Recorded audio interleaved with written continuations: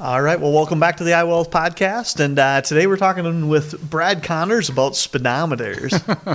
I like to drive fast or what? You like to drive fast and you got a fun car. But in particular, when dealing with financial matters, right? You're this big fan of the speedometer thing. Yeah. Yesterday, he did a big meeting with a handful of folks that you get to coach and kind of help with that part. And you spent a lot of time on these speedometers. Why that, and why does it work so well? Yeah, it's so interesting. I mean, by nature, Matt, I'm a simplifier. Like, I like to take complex things and make them simple. And the thing that I love about these speedometers, so City National Rochdale just happens to be one of the firms we use for some money management.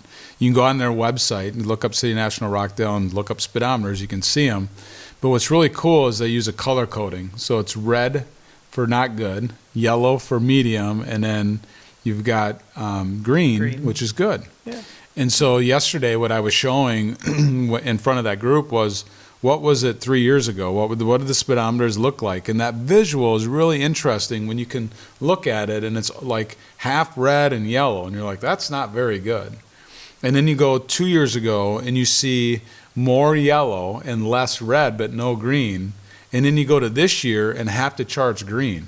Like the trend is going in the right direction. So that's an easy concept to look at. And then to talk about all speedometers aren't created equally. So on there's like geopolitical risks, like the tensions that are going on in Israel and different places in this world that never seem to end. Like it's always somewheres, right?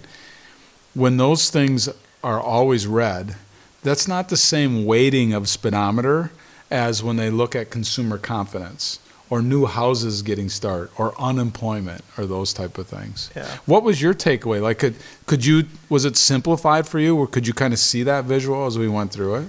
Yeah, I think my takeaway on seeing it is that in one screen you can process multiple different ideas very, very quickly. And it gives you an ability to step in and out of, okay, well, here's this happening in this part of the financial world. Here's this happening in this part of the financial world. Well, within that heading or topic, here's where we're at, and then you can look at that over one screen with 20, 30 speedometers or whatever and kind of go, okay, I get it. And then when you have that, like you said, in contrast to here's the last handful of years, like now all of a sudden, all of the things that you're talking about have context. Sure. And I think the context is the part that makes it interesting. Yeah. The speedometer equals context. Sure. Right? And without the context, it's hard to know, why does this matter? Yeah. Yeah. And then the special sauce is, how do you take those speedometers and put together a stock and bond portfolio that are going to maximize rates of return and reduce risk? Yeah.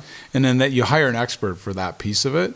But you really want to know, like if all of a sudden you had an event and you inherited $1 million, like, is now the time to put the money in the market, or should we take some time and dollar cost average? Like, what's that look like? Yeah. And I think just having that visual and context, to your point, having those things in front of you give you just an idea of where the market's going, what you should be thinking about, and then hire the expertise to pick those individual securities. So that's pretty cool. Yeah, especially if you're not in it every day, it's helpful to see that. Yeah.